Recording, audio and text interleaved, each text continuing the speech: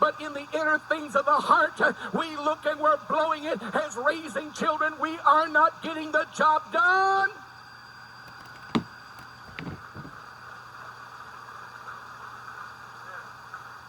The most important thing in all the world is your own sons and your own daughters. Why don't we preach it? Because we said it a year ago. It has to come down again and again and again. What did Abraham say? God said, I want to bless you, Abraham. And God said, I'll prosper you. And Abraham turned back and said to God, if you don't give me a son, you haven't given me anything. I need a son. I don't need more sheep. I need a son. I don't need more cattle.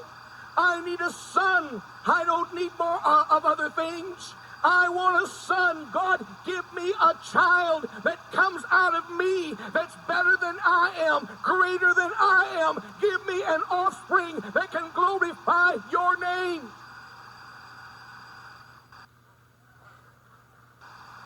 And the cruelest thing in this hour is our kids belong to the music industry, the movie industry, belong to the peer group in the streets. Our kids belong to confusion and rebellion, and we don't even know that we failed. We have failed, and we can't help it.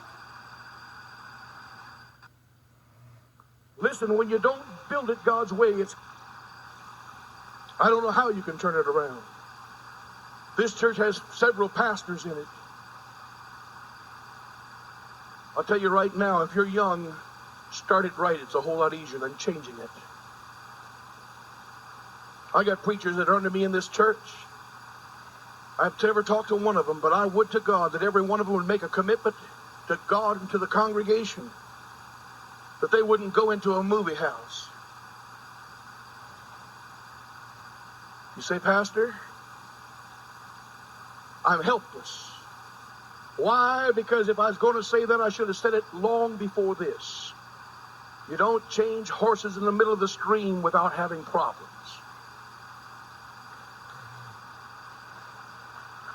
You got responsibilities to people.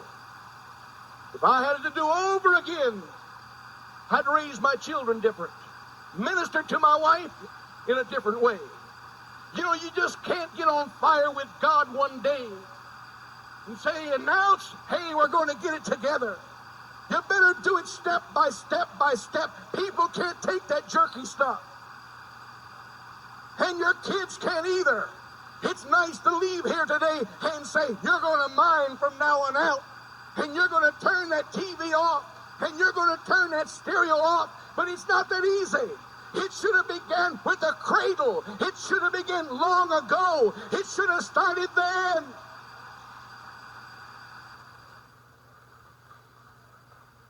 You can't just get right with God one day and call muster and say, jump in line. At 1, 2, 3. The wife will say, shut up. The kids will say, oh, here he goes again. And I'll tell you what, it has to be in your life. And everybody's got to know it before you start trying to get it in somebody else's life. It's got to be here. It's got to make you cry and shout and sing and fast and pray. It's got to get inside.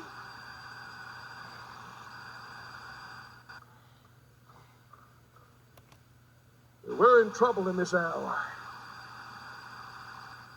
We're living in a time when we know that we told the kids that it doesn't mean anything. You know what kids feel like today? They feel like they're an equal to you. And you tell them behave and say, well, you don't do so good yourself. Clean up the kitchen. You help make it dirty.